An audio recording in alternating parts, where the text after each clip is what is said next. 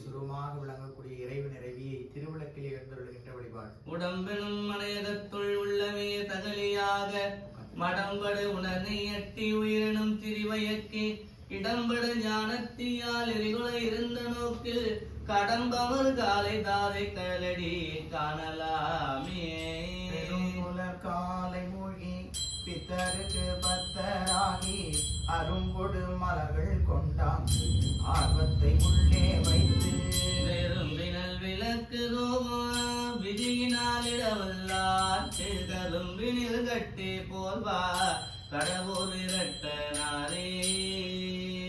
எல்லாம் சிவனாய் போற்றி சுடராய் நின்ற இறைவா போற்றி முழுவாய் படையாய் போற்றி கொள்ளும் குற்றொன்று உதைத்தாய் போற்றி காட்சி கரியாய் போற்றி கற்றார் இடும்பை களைவாய் போற்றி மீதாய் போற்றி வீரட்டங்காதல் விமலா போற்றி போற்றி.